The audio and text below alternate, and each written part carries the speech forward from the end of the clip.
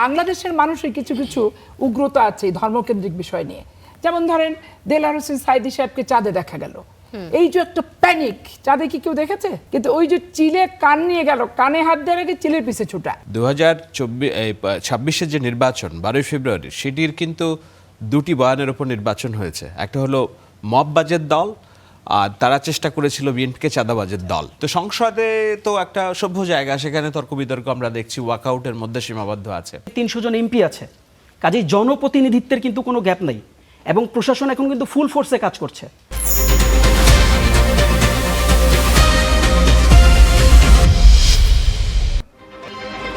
নেতা বদলায়, দল বদলায়, জন্ম নেয় নতুন দল, কিন্তু সাধারণ মানুষের ভাগ্য কি বদলায়?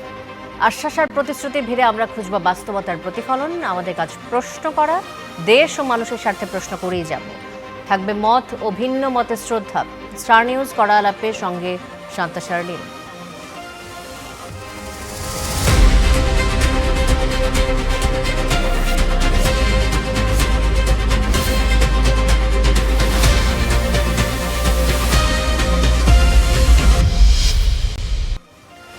স্টার নিউজে আজ আমাদের সাথে অতিথি হিসেবে রয়েছেন তিনজন সম্মানিত অতিথি। শুরুতেই পরিচয় করে দিতে চাই তাদের সাথে। আমার ঠিক বাদিকে রয়েছেন সৈয়দা আসিফা আশরাফি পাপিয়া, বিএনপি দলীয় সাবেক এমপি।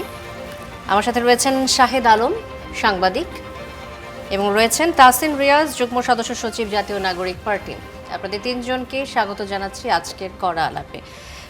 আজকের আলোচনা যে ঘটনাটি দিয়ে শুরু করতে চাই, আপনারা নিশ্চয়ই দর্শক ইতিমধ্যেই জেনেছেন এবং আমাদের অতিথিরাও এবার সম্পর্কে অবগত রয়েছেন যে কুষ্টিয়ার দৌলতপুরে পুরনো একটি ভিডিও সামনে এনে ধর্ম অবমাননার একটি ঘটনা ঘটেছে।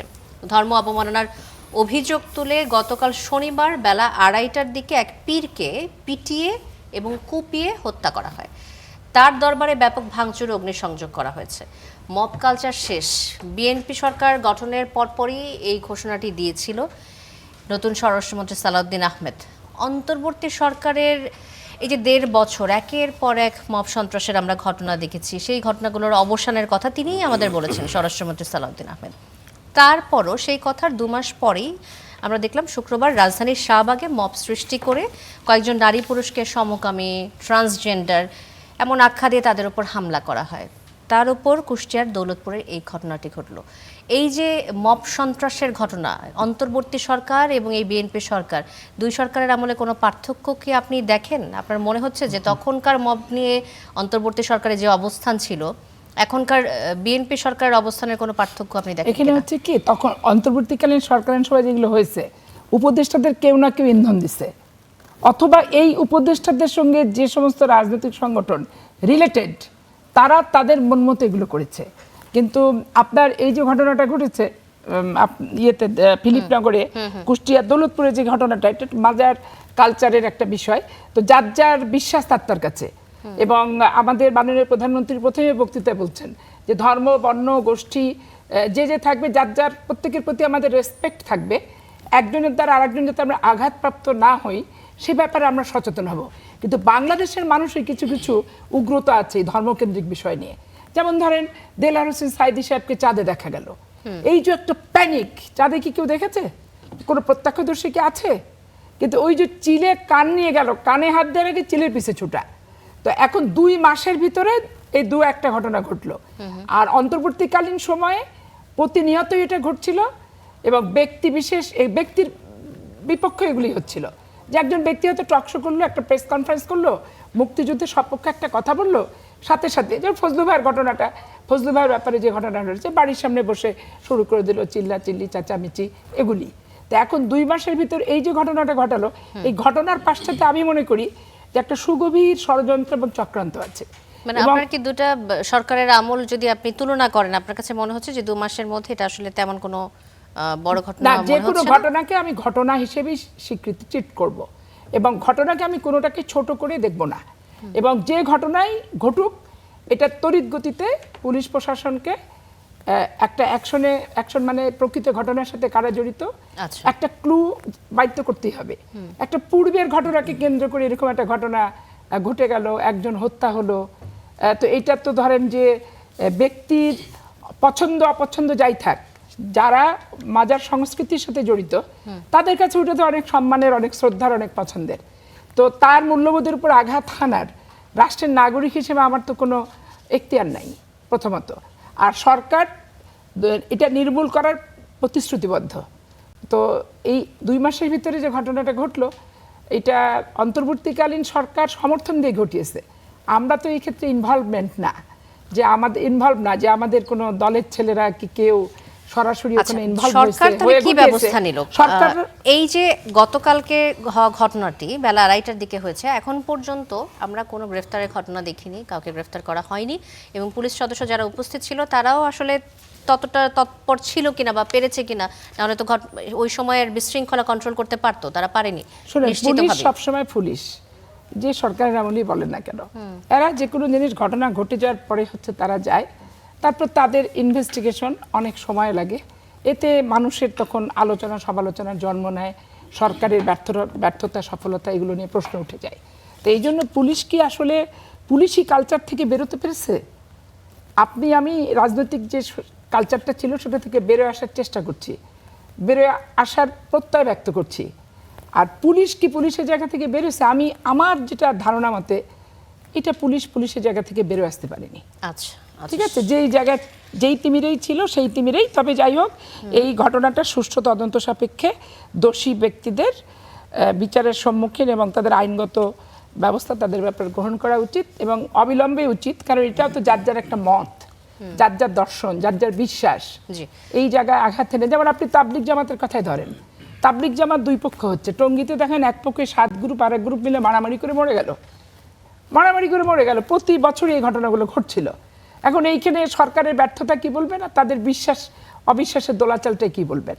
আচ্ছা, সৈয়দা আসিফা আশরাফি পাপি, আমরা আবারও আসবো আপনার কাছে। শাহেদ আলম, একটি জাতীয় গণমাধ্যমের প্রতিবেদন বলছে যে গত শুক্রবার দিবাগত রাত থেকে ফিলিপনগর এলাকায় সামাজিক যোগাযোগ মাধ্যম ফেসবুকে 7টি আইডি থেকে 36 সেকেন্ডের একটি ভিডিও পোস্ট হতে থাকে এবং ধর্ম অবমাননার অভিযোগে আনা ভিডিও লিঙ্কগুলো গতকাল শনিবার সকাল পর্যন্ত এই ফিলিপনগর ইউনিয়নের বিভিন্ন গ্রামের মানুষের মেসেঞ্জার আইডিতে শেয়ার হতে থাকে এবং সকাল 9টার দিকে এই লিঙ্কগুলোর তথ্য পুলিশ কর্মকর্তার নজরে আসে। এই ঘটনার আগেই আজ করতে পেরেছে পুলিশ এবং সেটির কারণে পুলিশ মোতায়েন করা হয়েছে, কিন্তু পুলিশও মব নিয়ন্ত্রণে ব্যর্থ হয়েছে। এখন এই যে প্রশাসন জানার পরও মব নিয়ন্ত্রণে যে ব্যর্থতা এবং এই হত্যাকাণ্ড ঠেকাতে না পারা, এটাকে আপনি অবহেলা হিসেবে দেখেন? আপনাকে ধন্যবাদ। নিঃসন্দেহে আমি তো এখানে এটাকে জাস্টিফাই করার কোনো সুযোগ নাই যে সচেতন মানুষ, কারণ এই সরকারকে ভোট দিয়েছে মানুষ একটা মাত্র কথার প্রতিশ্রুতিতে, সেটি হলো আমরা জাস্টিস, মব সন্ত্রাসের এগেনেস্টে আমরা স্থিতিশীলতার রাজনীতি করব, আমরা শান্তি শৃঙ্খলা ফিরিয়ে আনবো, আমরা আইনের শাসন ফিরিয়ে আনবো। আপনাকে ভালোভাবে বুঝতে হবে 2026 যে নির্বাচন 12 ফেব্রুয়ারি, সেটির কিন্তু 2টি বয়ানের উপর নির্বাচন হয়েছে। একটা হলো মববাজের দল, আর তারা চেষ্টা করেছিল বিএনপিকে চাঁদাবাজের দল। তো এখন চাঁদাবাজি এটাও খারাপ জিনিস, যেই বয়ান চাঁদাবাজির স্টিগমা আমি বলবো বিএনপির উপরে দেয়া হয়েছিল এবং মাঠে তারা তো খাচ্ছিল, এই চাঁদাবাজের ন্যারেটিভ তারা ভাঙতে পারছিল না। কিন্তু চাঁদাবাজের ন্যারেটিভের বিপরীতে যখন জামায়াত ইসলামী, এনসিপি এবং অন্যান্যরা মবের রাজনীতি করছে, যখন তখন রাস্তা ব্লক করছে, পিটিয়ে মারছে, মাজার হামলা চালাচ্ছে, সংখ্যালঘুর উপর হামলা চালাচ্ছে, গণমাধ্যমের উপর হামলা চালাচ্ছে, তখন যারা বয়ান উৎপাদন করে, আমি দায়িত্ব নিয়েই বলছি, আমরা তখন এটাকে মববাজের দল হিসেবে, জোট হিসেবে এস্টাবলিশ করার চেষ্টা করেছি।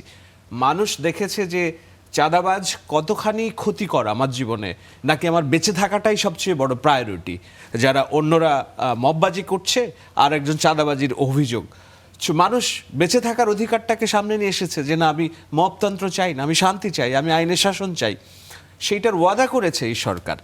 সেই ওয়াদা শুধু করেনি, স্বরাষ্ট্রমন্ত্রী বলেই যাচ্ছে বারবার যে মব সন্ত্রাস এখন থেকে চিরতরে বন্ধ। তার মানে এইটা সরকারের নাম্বার 1 ম্যান্ডেট, নাম্বার 1 এজেন্ডা।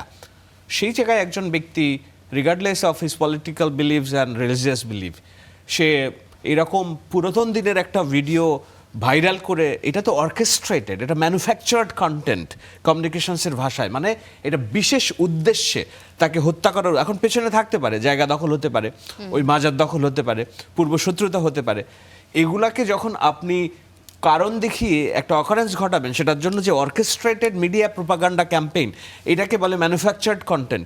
এই ম্যানুফ্যাকচার্ড কন্টেন্ট দিয়ে আপনি এমন পরিস্থিতি তৈরি করলেন, সেটা পুলিশ জানার পরেও যে ব্যবস্থা নিতে পারলো না, একটা প্রাণহানি ঘটলো, এই প্রাণহানির দায় তো এই সরকারকে নিতে হবে। আমি তো এটা জাস্টিফাই করার কোনো সুযোগ দেখি না। অন্তর্বর্তী সরকারের আমলে দাবি করা হতো যে প্রত্যেকটা মবের সাথে জড়িত কাউকে না কাউকে গ্রেফতার করা হয়েছে। এখন পর্যন্ত এই ঘটনায় কাউকে গ্রেফতার করা হয়নি এবং শাহবাগ ও কুষ্টিয়ার ঘটনায় দুটি ঘটনাতেই গ্রেফতারের কোনো বিষয় এখনো আসেনি। বিএনপি সরকারকে উদাসীন মনে হয় এ ব্যাপারে? আমি উদাসীন বলবো না, নিশ্চয়ই আইনের শাসনের জন্য তারা চেষ্টা করছে, এবং এই ঘটনার এখন আপনাকে দেখতে হবে যে পুলিশ প্রশাসন এবং অন্যান্য বিষয়গুলো তারা অ্যাডজাস্ট করতে পারেনি এখনো।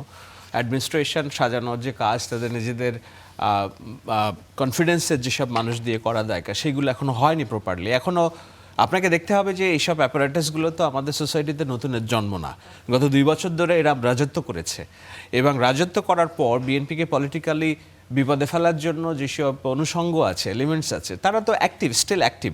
সংসদে বলেন, সংসদের বাইরে বলেন, তো সংসদে তো একটা সভ্য জায়গা, সেখানে তর্ক বিতর্ক আমরা দেখছি ওয়াকআউটের মধ্যে সীমাবদ্ধ আছে, কিন্তু প্রতিনিয়ত তো হুঙ্কার আছেই যে আমরা আরেকটা প্রস্তুতি নিচ্ছি।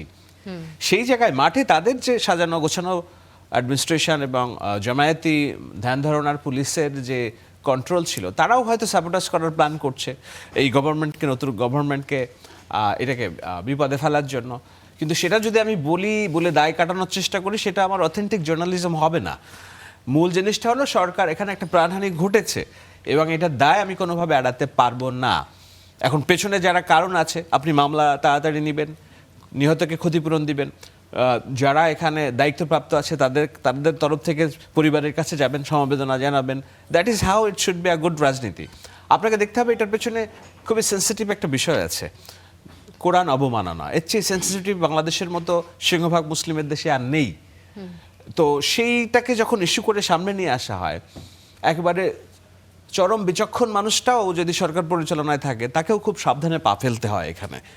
আমরা যদি একটা মোটা দাগে জিজ্ঞেস আপনাকে করি একটা জিনিস বলি, আপনাকে ওই মনে আছে তত্ত্বাবধায়ক সরকারের আমলে, অন্তর্বর্তী সরকারের আমলে মানিকগঞ্জের একজন বাউলকে যে গ্রেপ্তার করা হলো, এই সরকার কিন্তু তাকে জামিন দিয়েছে, জানেন নিশ্চয়ই। তো এইটা শুধু একটা ঘটনা না, এই যে রিগার্ডলেস অফ রিলিজিয়াস বিলিফ, মানুষের স্বাধীনতা নিশ্চিত করার যে অঙ্গীকার, ওয়াদা, সেটা তো এই বিএনপির পক্ষে নির্বাচনে জয় ক্যাটালিস্ট হিসেবে ভূমিকা পালন করেছে এবং তারা সেটা করার চেষ্টাও করছে। মানিকগঞ্জের বাউলের যখন জামিন হয়েছে, তখন আরও একটা সমপরিমাণ ইস্যু ক্রিয়েট করে এখানে প্রাণহানির ঘটনাটা, এর মধ্যে ডিপ পলিটিক্স আছে কিনা নিশ্চয়ই এটা দেখতে হবে। কিন্তু সর্বাগ্রে আইন শৃঙ্খলা বাহিনীকে এটা দায় নিয়ে, মোটা দাগে যদি আমরা জিজ্ঞেস করি যে মাজার কালচারের আসলে বিপক্ষে কারা এই দেশে, আপনার দৃষ্টিতে যদি বলেন। এখন এটা তো একেবারেই মানে এটা দিনের আলোর মতো, সূর্য চন্দ্র যেমন পরিষ্কার, আর পানি হচ্ছে যে পানির মতো স্বচ্ছ। যে একটা গোষ্ঠী মনে করে যে আমি যেই ধর্ম বিশ্বাসটা আছে আমার, এটাই সহি ও ধর্ম, এবং এটা খুব তাত্ত্বিক আলোচনা। আপনি প্রশ্ন করেছেন তো, টকশোতে এত বলা যায় না। মূল কথা কি, আমার স্রষ্টাকে খুঁজে পাওয়া, তাই তো? স্রষ্টার সাথে আমার কানেকশন। আল্লাহ তাআলা বলেছেন যে তোমার অস্তিনের থেকে তোমার চোখের যত দূরত্ব, তার থেকেও সন্নিকটে আমি। সো এই স্রষ্টাকে খুঁজে পাওয়ার যে মাধ্যম, কেউ মনে করে যে আমি মওদুদির ধর্ম পালন করলে এই স্রষ্টাকে খুঁজে পাবো, আর কেউ মনে করে যে না আমি তাবলিগ জামাত করলে স্রষ্টাকে খুঁজে পাবো, কেউ মনে করে যে না আমি মাজারে বসে আমি আরাধনা করলে আমি স্রষ্টাকে খুঁজে পাবো। আমি আমার ব্যক্তিগত জীবনের কথা বলতে পারি, কেউ আমাকে অন্যভাবে বলতে পারে। আমি যখন মানে সুফিজম আমাকে এত টানে, আমি নিজের অন্তরে ঝরঝর করে কাঁদি, কারণ আমি মনে করি যে ওইটার সাথে আমার স্রষ্টার কানেকশন তৈরি হচ্ছে। তো এক একজনের মূল জিনিসটা কি, আবিদা পারভিনের একটা গান আছে, ও লোগো তেরা কেয়া হে মেয়া জানু মেরা রব জানে। ও মানুষ, তোমার এত পাত্তা কিসের? আমি জানি আর আমার খুদা জানে যে আমার সাথে তোমার কি সম্পর্ক।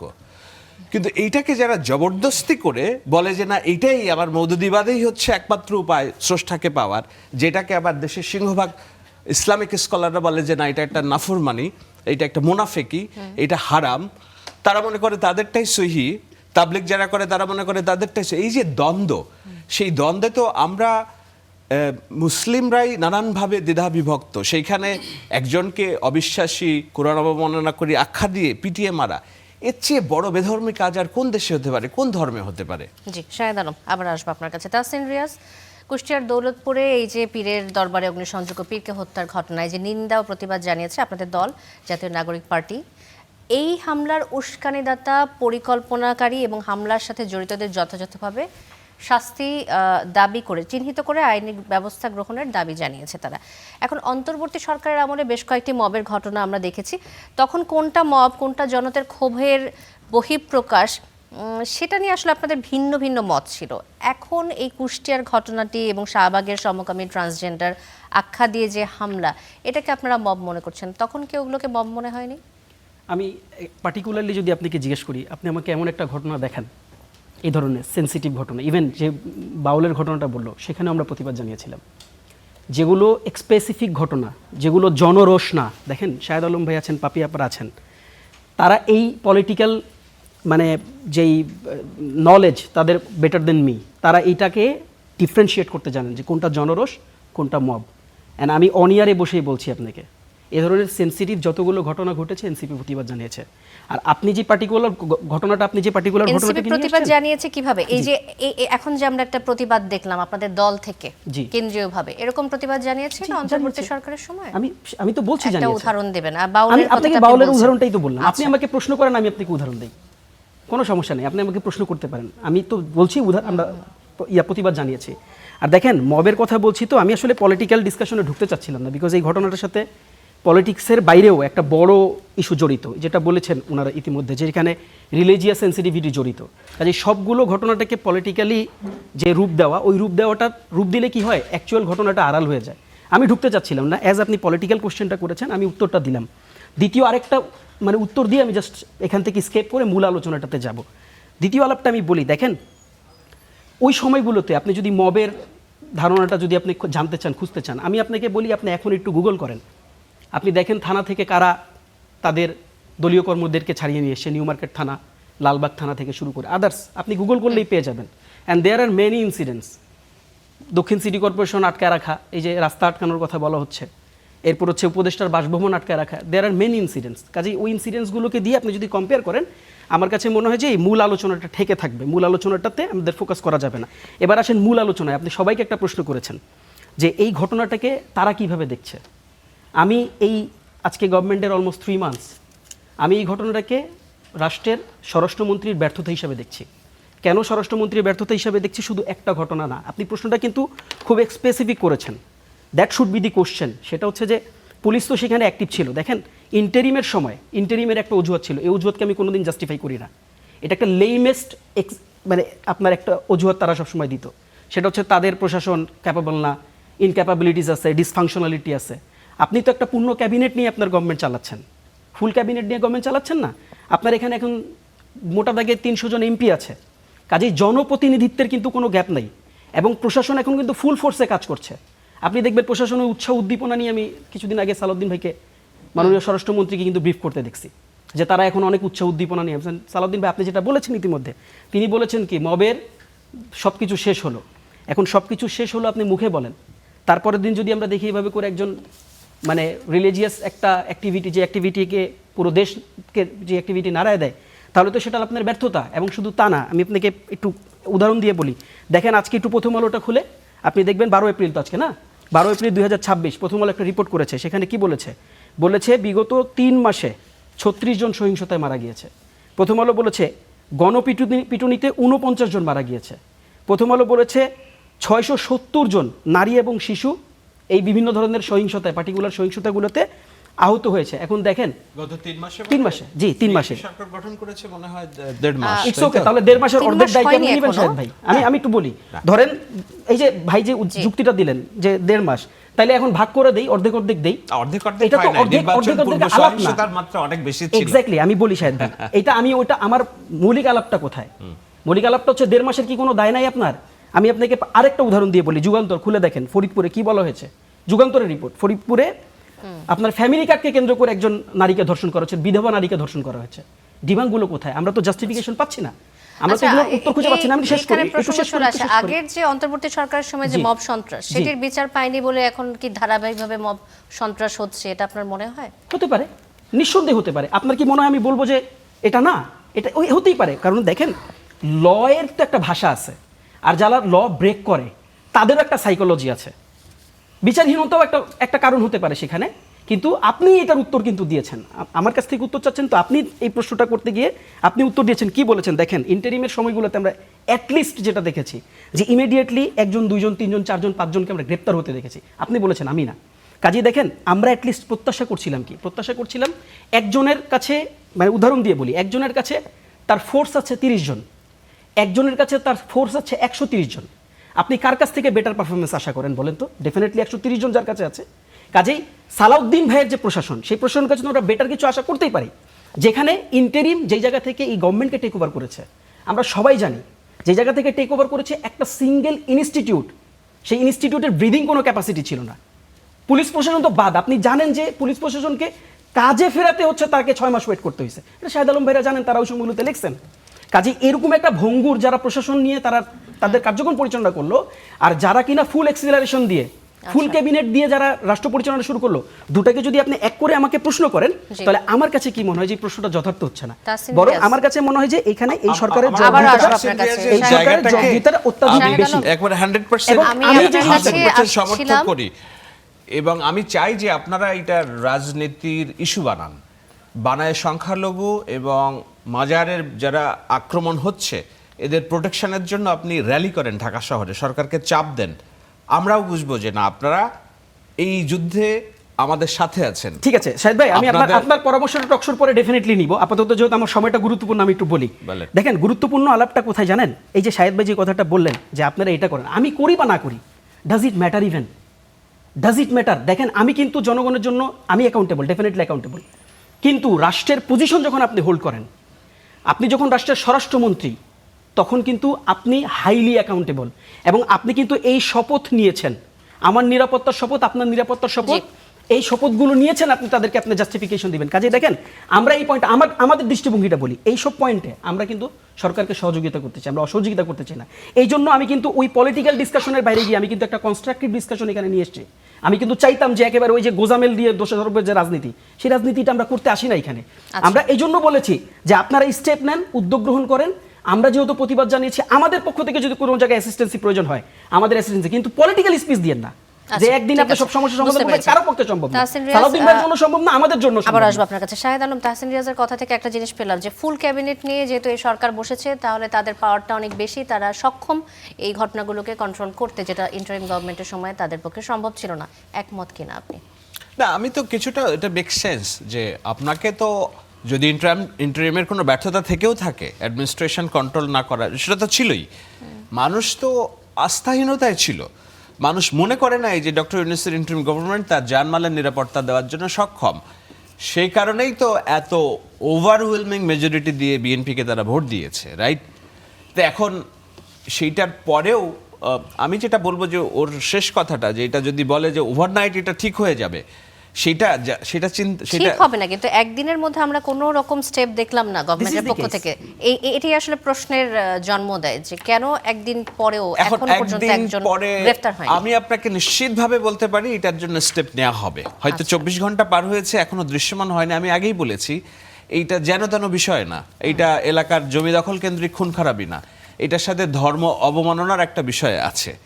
এবং তারা তো একটা এই বর্তমান বিএনপিকে তারা ওই স্টিগমাটাইজ করেই যে এটা ধরেন ইসলামপন্থী দল মানেই জামাত শিবির এনসিপি আর বিএনপি ভারতের দালাল। তো গভর্নমেন্টেরও সেন্সিটিভিটি আছে এখানে, সেই কারণেই হয়তোবা তারা সময় নিচ্ছে। কিন্তু আমি 100% নিশ্চিত যে এটা আইনি পদক্ষেপের মধ্যে যাবে এবং যাওয়াটাই হচ্ছে ধাতব্য, এর আসলে বাইরে যাওয়ার মানুষ সুযোগ নেই। এই মব কালচারের ঘটনা শুনতে শুনতে, গণপিটুনির ঘটনা শুনতে শুনতে এখন অবস্থা এমন দাঁড়িয়েছে যেটা স্বাভাবিক ঘটনা হয়ে না, দাঁড়িয়েছে। আপনাকে স্বীকার করতে হবে যে আপনি গত 3 মাসে ডক্টর ইউনূস দায়িত্ব নেওয়ার 2 মাসের মব কেমন ছিল, আর তারেক রহমানের, সালাউদ্দিনের বিএনপি দায়িত্ব নেওয়ার 2 মাসে মব কোথায় যে সবাই ঠেকেছে। তাই ভেবেছিল যে অন্তর্বর্তী সরকারের সময় মব নিয়ে আপনারা বেশ সোচ্চার ছিলেন, তখন অভিযোগ ছিল যে সরকার মবকে প্রশ্রয় দিচ্ছে, বিএনপি সরকার এসে দেবে না। কিন্তু এখন এই যে কুষ্টিয়ার পীর হত্যাকাণ্ড এর পরে এখন আপনারা কি বলবেন এটাকে? তখন তো প্রেসার গ্রুপ বলতেন মবকে, তো এখন কি আর সেটা বলার যে সুযোগ কোনো আছে? জিনিস এটা কোনো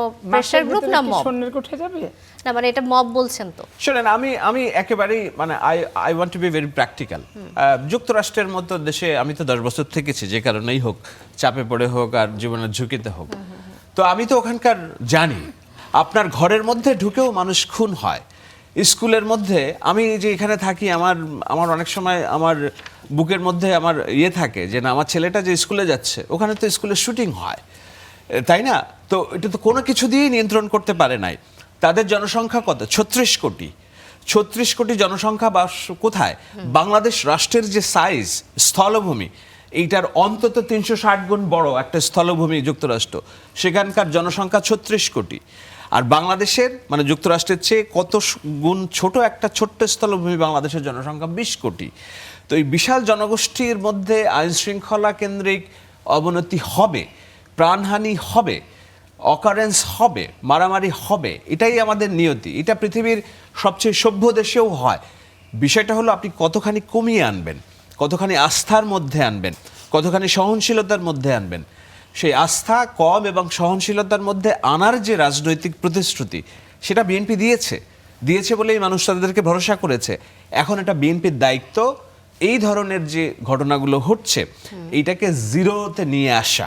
আচ্ছা, এখনো যে তত্ত্বাবধায়ক সরকার ইন্টারিমের 2 মাসে যদি আমরা দেখি যে 250 মব ভায়োলেন্স হয়েছে, সেখানে হয়তো আমরা এই সরকারে আমরা দেখলাম 2টা হয়েছে টোটাল 2 মাসে। একটা হলো শাহবাগে, যেটা আপনি বললেন, এটাও একটা বিতর্কিত রাজনৈতিক ইস্যু।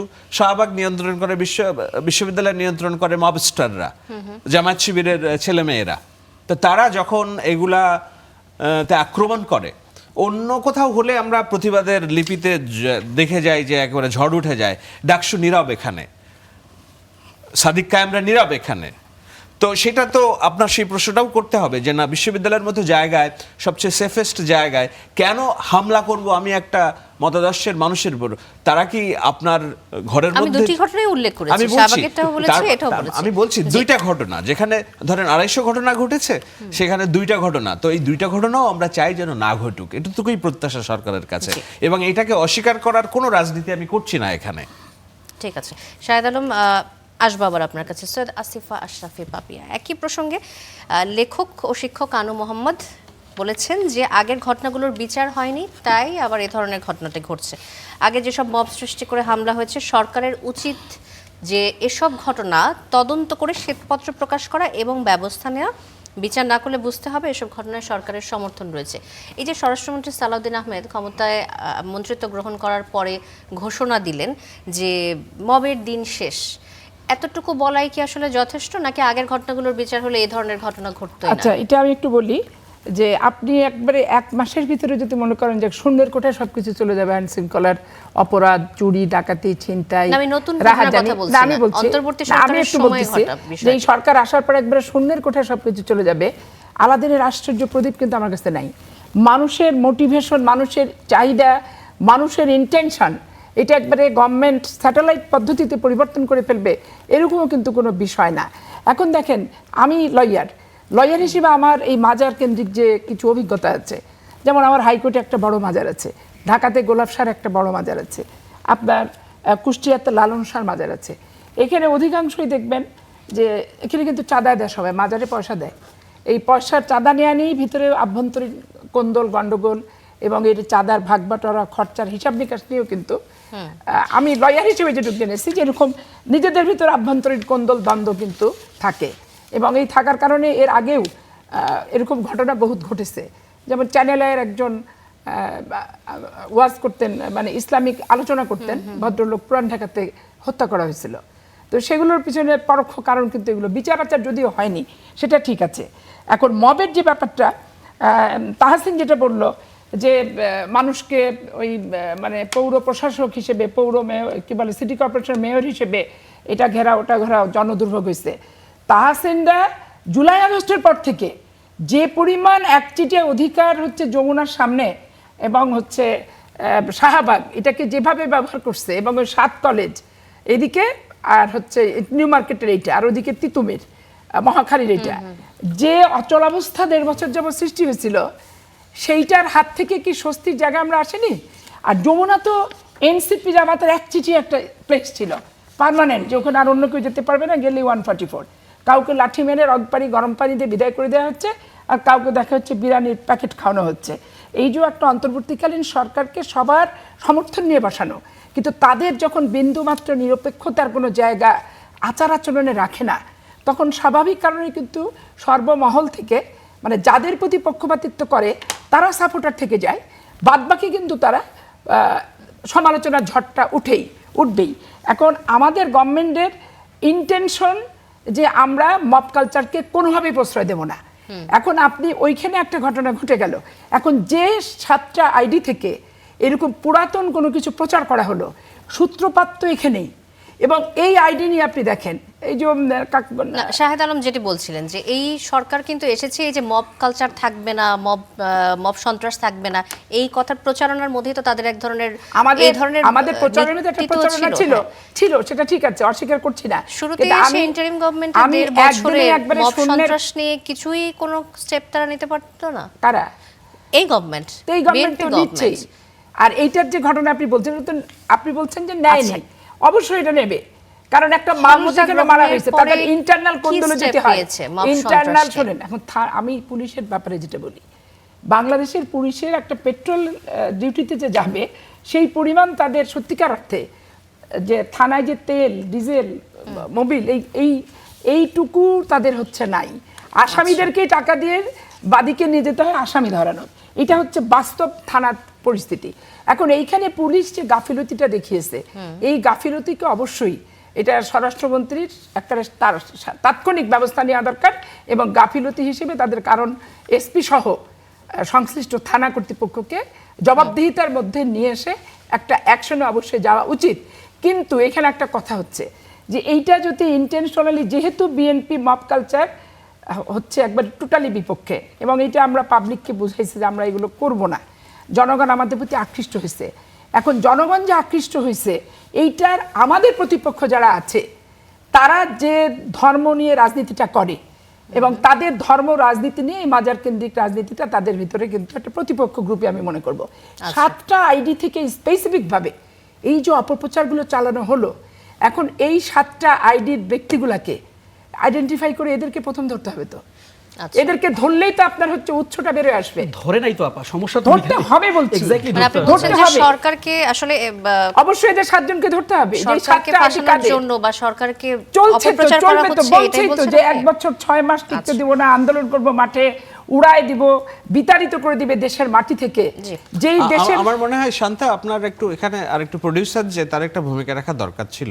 এখানে জামায়াতে ইসলামের কাউকে একটু ফোনে আনার দরকার ছিল যে আপনারা জামায়াতে ইসলাম থেকে এইটার বিরুদ্ধে বিবৃতি দিবেন এবং কালকে ঢাকা শহরে মিছিল করবেন কিনা, যে মাজার যে আক্রমণ হলো, মাজারের প্রোটেকশনের জন্য জামায়াতে ইসলামী রাজনৈতিক অবস্থান কি, এবং যে 7টা আইডি থেকে এগুলো ছড়ানো হলো, এগুলো আমি নিশ্চিত এগুলো জামায়াতের রাজনীতির আইডি। এনসিপি তো ওরা বলতে চায় ওরা জোটে তারা রয়েছেন না, আপনি কি এক না বলতে চান? আমি আগে উত্তরটা আপনার কাছে শুনবো, আপনি এই প্রশ্নে বলবেন কি? প্রশ্নটা কি আমি বলবো? প্রশ্নটা কি স্পেসিফিক? জি শাহেদ ভাই, আমার প্রশ্ন যে আমি তো আমাদের দল থেকে প্রতিবাদ লিপি জানিয়েছি। এটা কি জামাতের অবস্থান আমি কিনা? জামাতের অবস্থান কি আমি কিভাবে জানবো? আমার দেখেন, না আপনারা একসাথে সংসদে আপনারা একসাথে ওয়েট আ সেকেন্ড, উত্তরটা নেন। বলেন, কথা বলতে থাকলে উত্তর পাবেন না, উত্তরটা দেই। বলেন। ধরেন বিএনপি জামাত, উত্তরটা না, আরে উত্তেজিত হইলে হবে না ভাই। বিএনপি জামাত কতদিন জোট ছিল? 20 বছর। সরকারের 4 বছর 5 বছর সহ। আচ্ছা, বিএনপি জামাত তাদের প্রেস নোট, বিভিন্ন ইস্যুতে তাদের প্রতিবাদ লিপি আলাদা আলাদা দিত না, একসাথে দিত। জোটগতভাবে একটা ডিফারেন্ট ডিসকাশন, বাট তাদের পলিটিক্যাল যে রাজনীতির পরিচালনাটা আলাদা আলাদা করতো না। আমি চ্যালেঞ্জ করছি, আপনাদের অবস্থান কি আলাদা? উত্তরটা দিই ভাই, আমাকে আমি উত্তরটা দিই। কাজেই আপনাকে এখানে পার্টিকুলার পার্টির অবস্থানে আপনাকে প্রশ্ন করতে হবে। শাহিদ ভাই যে প্রশ্নটা করছেন বা যে জিনিসটা চাইছেন, এর অনিয়ারে জামাত ইসলামকে তিনি অ্যাড্রেস করতেছেন। ভাই শাহিদ ভাই জামাত ইসলামের পার্টিকুলার নাম ধরে অ্যাড্রেস করতে আমার কিছু তো আসতে যাচ্ছে না। এটা পার্টিকুলার ইস্যুতে জামাতের অবস্থান জামাত বলবে, এটা আমার বলার কাজ না। তবে আমি একটা জিনিস আপনাকে বলি, দেখেন এগুলোকে কি বলে জানেন? এগুলোকে বলে হচ্ছে বল পাসিং এর রাজনীতি। এগুলোকে বলে হচ্ছে বল পাসিং এর রাজনীতি। ধরেন জামাত কালকে মিছিল করলো, এতে আইনশৃঙ্খলা রক্ষাকারী পরিস্থিতি, মানে আইনশৃঙ্খলা পরিস্থিতি কালকেই ভালো হয়ে যাবে? একদম 100% ভালো হয়ে যাবে একদম 100% তাহলে আপনার মনে যদি ভালো হয়ে যায় এটা আপনার কারণ যদি এইটার তাই হয়, মূলেই আছে হচ্ছে আপনার জামাত ব্যাখ্যা, শিবিরের আপনার ব্যাখ্যা। রাজনীতি। সেই ব্যাখ্যায় এলিফ্যান্ট ইন দ্য রুম বলে একটা কথা আছে। খুবই সুন্দর ভাই, আমি তো বলি এলিফ্যান্ট যদি আমার মানে ওইটাকে যদি আমি অ্যাড্রেস না করতে পারি, আমার যদি এটা রুট খুঁজতে হয় কে মাজার সংস্কৃতির বিরুদ্ধে, কে মাজারে হামলা চালিয়েছে, এর আগের পেছনের 20টা ঘটনা আপনি খুঁজবেন, 20টা ঘটনায় জামাত শিবিরের দেখেন লোকজন এখানে জড়িত। জামাতের একজন প্রতিনিধি থাকলে খুব ভালো হতো। এক্স্যাক্টলি, এই জন্য এখানে ভালো বলছি হতো। মানে শোনেন, আপনি আমি বলে যেহেতু বলি। আপনি যেহেতু এটা ডিজাইন করেছেন তার আচ্ছা। সরকারের ব্যর্থতা হিসেবে এস্টাবলিশ করার জন্য, প্রোডিউসার যে স্টিল হ্যাভ টাইম। না, আমার মনে আমি হয় যে যারা এইটার একটা- আমার সম্মানিত অতিথি এখানে রয়েছেন, আমার কাছে মনে আপনারাই হয়- উত্তরটা দেন যে আমার কাছে মনে হয় সরকারের যে দায় বেশি producer-কে কিনা, দোষ দেওয়ার কিছু নাই, বিরোধী যেটা দলের ব্যর্থতা বেশি সেটা দোষ। ব্যর্থতা আসলে। আচ্ছা, বিরোধী দলের বেশি দোষ এই ধরনের ঘটনাতে, নাকি আপনাকে- সরকার আপনাকে- আইন শৃঙ্খলা exactly question is, Sarkar exactly আইন এটাই শৃঙ্খলা question. রক্ষাকারী বাহিনীকে তাদের পর্যাপ্ত অবস্থান রাখতে পারে না, বা এই ঘটনাগুলো কন্ট্রোল করতে পারে না, এই ধরনের ঘটনা থেকে ফেরাতে, এটাতে সরকারের দায় বেশি নাকি বিরোধী দলের? আমি তো প্রথমেই বলেছি যে এইটা সরকার কোনোভাবে দায় এড়াতে পারে না, কিন্তু সরকার তো বিরোধী দলেরকে নির্মূল করে তাদের মতাদর্শকে একেবারে মাটি চাপা দিয়ে রাজনীতি করছে না।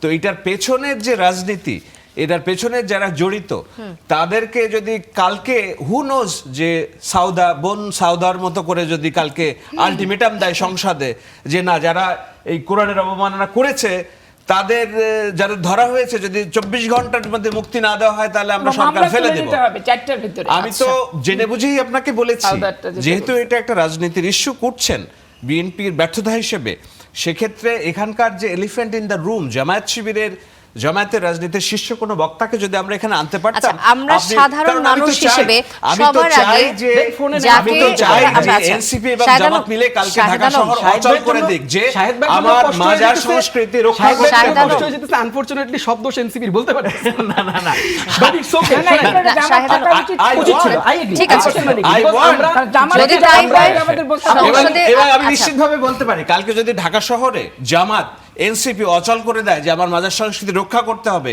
ট্রাস্ট মি, আমি এটাকে মব বলবো না, আমি বলবো এটা রাজনীতি কারণ প্রতিবাদ মতটা কেন করছে। শাহেদ ভাই বলবে না জানেন, কারণ শাহেদ ভাই ওইটাকেই মব বলে যেটার অ্যাডভান্টেজ বিএনপি পায়।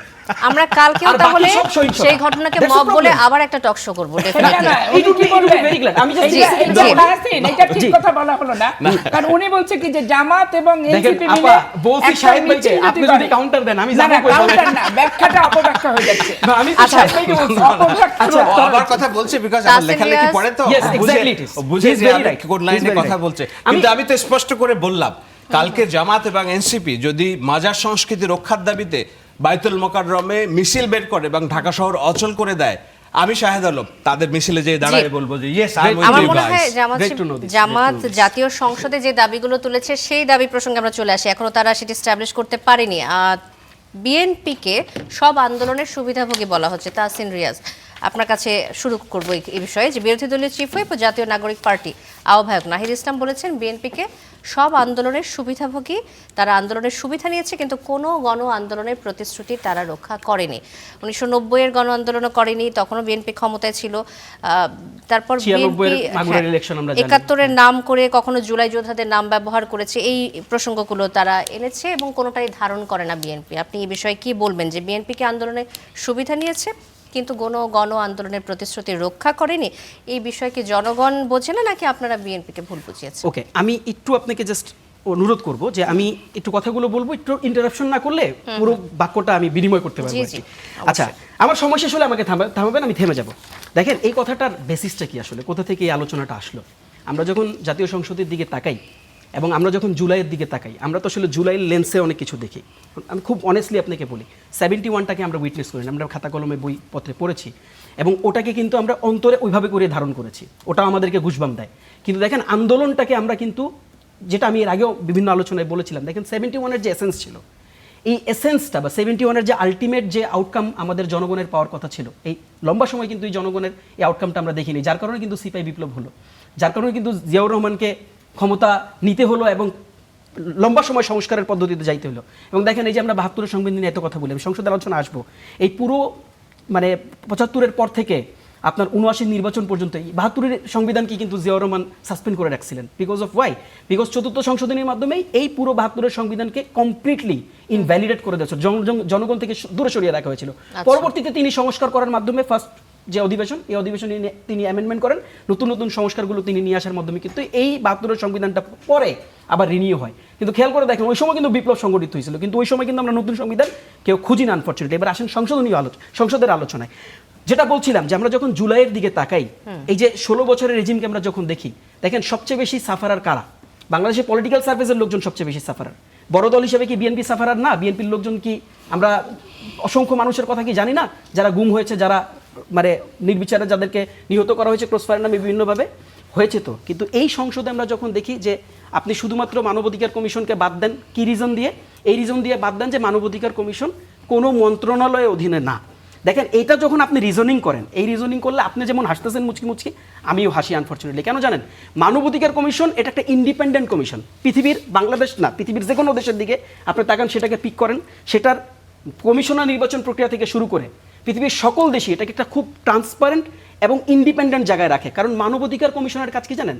মানবাধিকার কমিশনের কাজ স্বরাষ্ট্রমন্ত্রীকে অ্যাকাউন্টেবল করা, মানবাধিকার কমিশনের কাজ প্রধানমন্ত্রীকে অ্যাকাউন্টেবল করা, মানবাধিকার কমিশনের কাজ এই যে 300 জন এমপি, মানবাধিকার ভুলণ্ডিত হয় কার দ্বারা? মানবাধিকার ভুলণ্ডিত এই আইন শৃঙ্খলা রক্ষাকারী বাহিনীদের দ্বারাই, যেটা 16 বছর আপনি দেখছেন। কাজে দেখেন আপনি যখন বলবেন যে এটা আমার আওতাধীন না, কোনো মন্ত্রণালয়ের আওতাধীন না, এবং এটাকে আওতাধীন আপনি যখন করতে চাবেন, কিভাবে করতে চাবেন? সার্চ কমিটিকে রিফর্ম করার মাধ্যমে। সার্চ কমিটি যে প্রপোজিশন দেওয়া হয়েছে, এই প্রপোজিশন ভেরি ট্রান্সপারেন্ট প্রপোজিশন, সেটাকে যখন আপনি ইনভ্যালিড করতে চান তখন আমরা আফসোস করি এবং আমাদের মধ্যে সাফোকেশন আসে। Same goes to other. দেখেন আপনি স্থানীয় সরকার নিয়ে কি বললেন? আপনি স্থানীয় সরকার নিয়ে আপনি 31 দফায় বলছেন। জি, আমরা আসলে গণ আন্দোলনের প্রতিশ্রুতিতে ছিলাম। আমরা দিব, আমাকে তো কানেক্ট করতে হবে। দেখেন স্থানীয় সরকার নিয়ে আপনি যখন 31 দফায় বললেন, আপনি অপ্রাসঙ্গিক না, এটাই প্রাসঙ্গিক। স্থানীয় সরকার নিয়ে আপনি 31 দফায় কি বললেন? আপনি বললেন যে কোনো জনপ্রতিনিধিকে এবং কোনো প্রশাসককে আপনি অযাচিতভাবে সাসপেন্ড করতে পারবেন না, আপনি তাকে ফায়ার করতে পারবেন না। কিন্তু আপনি এই কথা বলে আপনি যখন আবার এটার বিপরীতে ফায়ার করার মতন আইন নিয়ে আসেন, এটা বিধ্বংসী আইন। Same goes to other thing.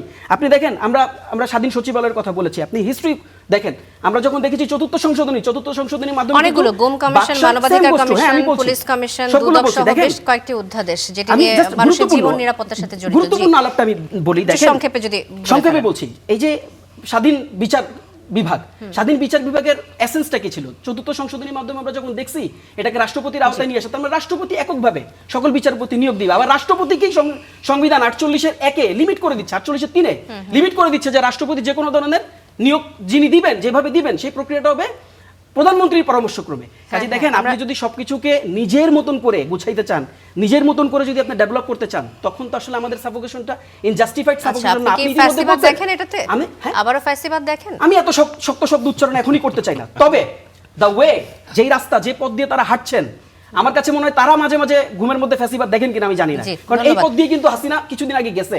এবং আমি লাস্ট লাইনটা বলি, উত্তরটা আপনি নিয়েন, আমি লাস্ট লাইনটা বলি। দেখেন the most important factor, the very very vital important factor, দেখেন সংস্কার শব্দ, 31 দফার প্রথম শব্দটা, যে শব্দটা বিএনপি ইনজেক্ট করছিল, ডেফিনেটলি এই 31 দফা যারা লেখছে তাদের এই বুদ্ধিমত্তা দিয়ে তারা লেখছে। এই সংস্কার শব্দটা তাদের দৃষ্টিগোচর হওয়ার কথা না।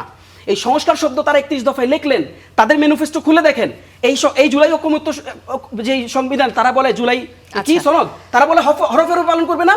আমি আপনাকে জুলাই সনদ থেকে দেখাইতে পারবো তারা এখন পর্যন্ত অনেকগুলো হরফ ভায়োলেট করে ফেলছে। এখন প্রবলেমটা কোথায় দেখেন? প্রবলেমটা হচ্ছে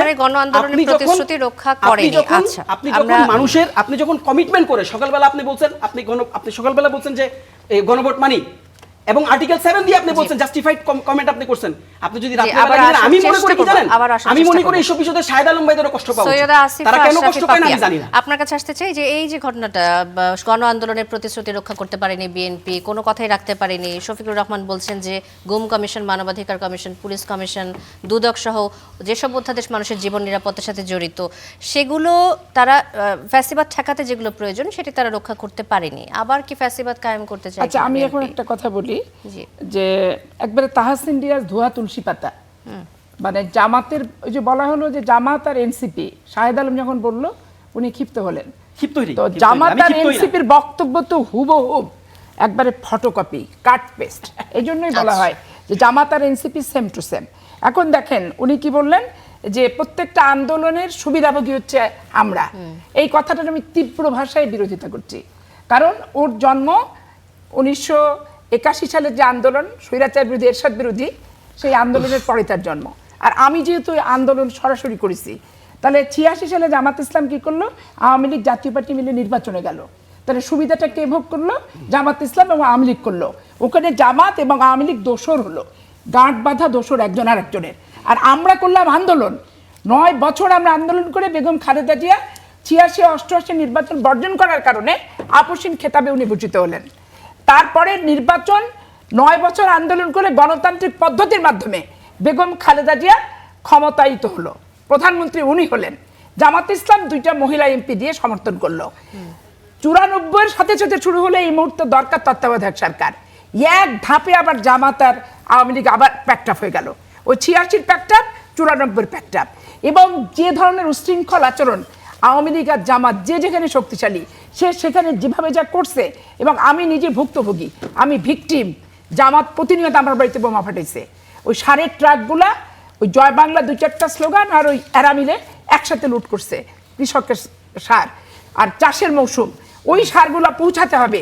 তখন ধরেন পুলিশ, এই যে পুলিশকে সবসময় পুলিশ বলে, পুলিশের সমালোচনা বেশি, ফাঁকা ফায়ার করছে, করে 2-1 আবার পায়ে গুলিবিদ্ধ হয়েছিল।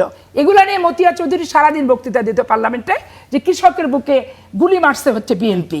তারপরে দেখেন 22 জানুয়ারি নির্বাচন, এইটা আমরা কি একটা ক্রাইসিস ফেস করছি, জামাত কিন্তু সুবিধাজনক অবস্থান।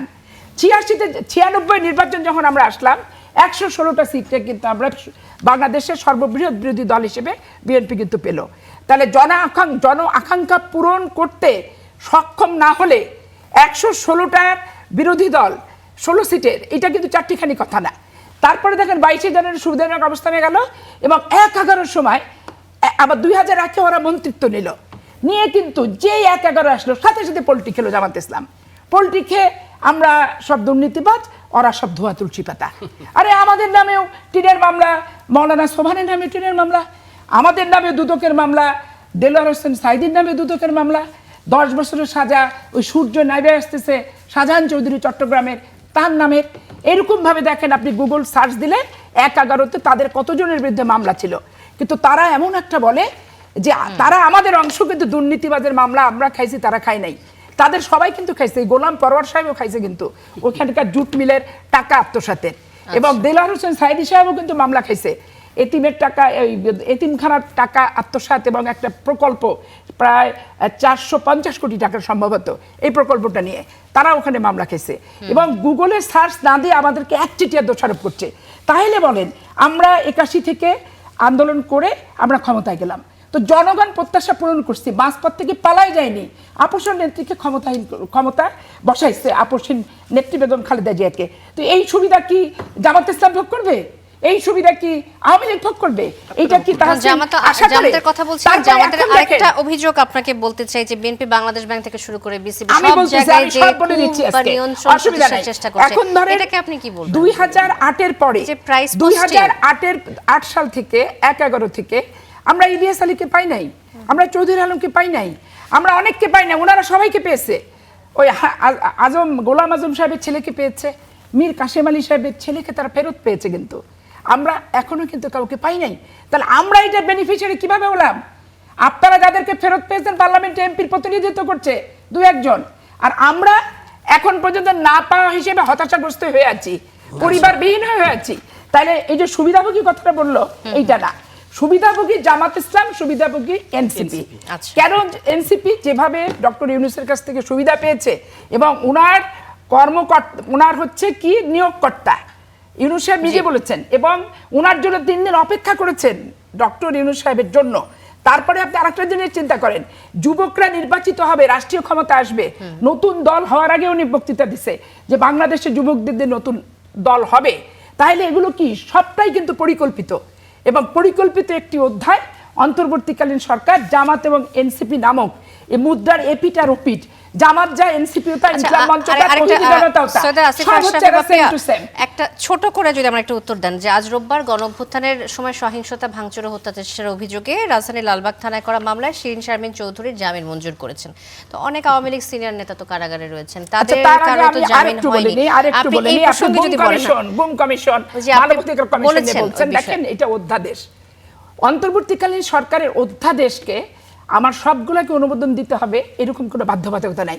এইটা আমি বিল আকারে যদি নিয়ে আসি, গুমের ব্যাপার, এখানে গুম কিন্তু পার্শ্ববর্তী রাষ্ট্রে গুম করে নিয়ে গেছে তারা, ডক্টর আমাদের সালাউদ্দিন সাহেবকে, তারপরে আমাদের ইলিয়াস আলী এখনো নিখোঁজ। তাহলে আমার পররাষ্ট্র বিষয়ক যে সীমানা, জিও রাজনীতির যেটা ভারত চতুর্দিকে যেভাবে পরিবেষ্টিত, আমার রাষ্ট্র থেকে নিয়ে টুক করে ভারতে ফেলে দিল। হাসিনা এই জনরোষ সামাল দিতে না পেরে আবার তাকে নিরাপদ সরকারে ভারতে নিয়ে গেল। এখন গুম কমিশন, মানবাধিকার কমিশন, দুটো প্রত্যেকটার সপক্ষে নিরপেক্ষভাবে বিএনপি এবং আমার ব্যক্তিগত অবস্থান। তবে আমি এইটা বিল আকারে উপস্থাপিত যে হবে না, এটা জামাত এনসিপি কিভাবে বুঝছে? যেটা বিল আকারে উপস্থাপিত হয়ে আরো সার্বজনীনভাবে আলোচনা হয়ে একটা নিখুঁত নির্ভুল গুম কমিশন হবে, এই প্রত্যাশা এত তাড়াতাড়ি হতাশা কেন? দোষারোপ করতে হবে, আপনাকে একটু থামাচ্ছি, আমাকে শাহেদ আলমের কাছে যেতে হচ্ছে তার মতামতের জন্য পরিকল্পিতভাবে। জি শাহেদ আলম, এই যে গাজীপুরের কাশিমপুর মহিলা কেন্দ্রীয় কারাগার থেকে শিরিন শারমিন চৌধুরীকে জামিন দেয়া হলো, জামিন মঞ্জুর করা হচ্ছে। এখন অনেক সিনিয়র নেতারাও তো রয়েছেন আওয়ামী লীগের, যাদেরকে জামিন দেওয়া হয়নি, তারা কারাগারে রয়েছেন, হয়তো বিচার হবে পরবর্তীতে আমরা সেটা দেখব। এর কারণ কি? তিনি হঠাৎ করে সরকারের আনুকূল্য পেলেন কেন? এর কোনো অন্য কারণ রয়েছে কিনা? দেখুন, এটা নিয়ে কথা হচ্ছে। এখন বিষয়টা হলো যে আপনি আদালতকে কি সরকারের আজ্ঞাবহ হিসেবে দেখতে চান, না আদালত তার, এটা ফ্যাসিস্ট সরকারের সময়ে আমাদের যে অভিজ্ঞতা, সেই কারণে হয়তো বা মানুষের একটা ধারণা তৈরি হয়েছে যে অনেক সময় হয়তো বা এটা তো জনগণের ভোটে গণতান্ত্রিক নির্বাচিত সরকার, জনগণের ভোটে প্রথমবার তো জনগণের ভোটে নির্বাচিত ওই সরকার, নির্বাচনের আগ দিয়ে তাদের ওয়াদা কি আমরা আইন শৃঙ্খলা আদালতকে আদালতের মধ্যে চলতে দিব। এখন আমি তো বলি, ধরেন আমি যদি বলি যে আমি নিজে বলি না, ধরেন আমার বিরুদ্ধে একজন অভিযোগ করলো যে ওনাকে আরেকজনকে খুন করেছে। এখন যে অভিযোগ করলো, ধরেন আমি সত্যিই খুন করেছি, কিন্তু যদি যুক্তি তর্ক দিয়ে প্রমাণ না করতে পারে, তাহলে আমি যতই অভিযুক্ত হই আদালত এটা দেখবে না। যেই কারণে দেলোয়ার হোসেন সাঈদী যে যুদ্ধ অপরাধী, এইটা জোর করে এস্টাবলিশ করার চেষ্টা করেছে, কিন্তু সুখরঞ্জন বালি তার বিরুদ্ধে দেয় নাই। সো আদালত প্রমাণ করতে, এখন আওয়ামী লীগের গাত্রদাহ ছিল কোথায়? আমি তো জানি তুই যুদ্ধ অপরাধী, তুই মানুষ খুন করছিস, কিন্তু আইন দিয়ে প্রমাণ দিয়ে তো প্রমাণ করতে পারি নাই যে সে মানুষ খুন করছে, তাই না? ওখানেই তো আমরা বলেছি যে বিচারিক হত্যাকাণ্ড, তারা যে রাজাকার ছিল বিষয়ে তখন আমাদের সন্দেহ নাই, কিন্তু প্রমাণটা বিষয় আমরা হাজির করতে পেরেছে কিনা। এজন্যই তখন একজন প্রসিকিউটরের লিক হয়েছিল অডিও যে আমার যেনভাবে একটা ফাঁসি চাই, স্কাইপ কেলেঙ্কারি, তাই না? স্কাইপ কেলেঙ্কারি। তো আমরা কি সেই ব্যবস্থা ফিরিয়ে আনবো কিনা আবার? এখন Shirin, come to the point, Shirin Sharmin Chowdhury উনি স্পিকার ছিলেন, বাংলাদেশের ইতিহাসে প্রথম নারী স্পিকার ছিলেন। ওনার যে রাজনৈতিক অবস্থান, ওনার যে মর্যাদা, একজন নারীর রাজনীতির ক্ষমতায়নের পক্ষের সৈনিক হিসেবে, আমি তো সেটা অস্বীকার করতে পারি না। এখন আমি সবসময় বলেছি যে আমি যার হাতে রক্তের দাগ, তার প্রতি আমার জিরো ভালোবাসা, জিরো টলারেন্স। উনি কি সরাসরি খুন করার জন্য নির্দেশ দিয়েছিলেন কিনা, ওনার হাতে রক্তের দাগ আছে কিনা, যদি না থেকে থাকে তাহলে আমি কোন হিসাবে তাকে আমি আটকায় রাখবো? তাহলে এখানেও ব্যর্থতা আসে যে এনসিপি জামাতের যে সম্মিলিত সরকার, তাদের যে আইসিটি ট্রাইব্যুনালের ফ্যাক্ট ফাইন্ডিংস, সেখানে তারা পর্যাপ্ত প্রমাণ হাজির করতে পারেনি। যাদেরকে হাজির করেছে তারা তো, তাহলে কি আমরা একটু পজিটিভ ভাবে দেখবো এটাকে, যে রাজনৈতিক পুরনো যে ধারার যে সমঝোতা সেটি কি ফিরে আসছে? 100%। আপনি দেখেন যে সাংবাদিক Anis Alamgir, I am not a big fan of him, but ওকে সরকারের বিরোধিতা করার জন্য কেন আমার তাকে আটকে রাখতে হবে, এবং মব বাস্টাররা আলটিমেটাম দিবে তাকে গ্রেপ্তার করে রাখতেই হবে, ছাড়া যাবে না। তো আমার তাহলে মত প্রকাশের স্বাধীনতা কোথায়? আজকে এই সরকারের বিরুদ্ধে কে না কথা বলছে, একেবারে শেষ পর্যায়ে চলে এসেছে। তো এখন আমরা তো চাই যে এতটুকু স্বাধীনতার রাজনীতি, যে আমরা সরকারকে প্রাণ খুলে গালি দিব, আমরা একটু ওই মানে পাড়ার মানে ওই কুকুরের মতো ঘেউ ঘেউ করব। তো এইটাও যদি আপনি না করতে দেন আমাকে, তাহলে তো আমার দম ফুটে আমি মারা যাব, তাই না? তো যারা এই ঘেউ ঘেউ করা, তারা তো করবেই। সরকার সহনশীল কিনা এবং আদালত পুরাতন ব্যবস্থায় চলবে, না যার হাতে রক্তের দাগ নাই তাকে যুক্তি প্রমাণ, যার পক্ষে তাকে স্বাভাবিক জীবন যাপন করতে দিবে, শেষ করতে হচ্ছে একেবারে শেষ পর্যায়ে। শাহেদ আলম ধন্যবাদ আপনাকে, সৈয়দ আসিফ আশরাফি পাপিয়া ধন্যবাদ, তাসিন রিয়াজ ধন্যবাদ আমাদের আয়োজনে আসার জন্য। দর্শক, শেষ করছি করা আলাপ, এই ছিল আমাদের আজকের আয়োজনে।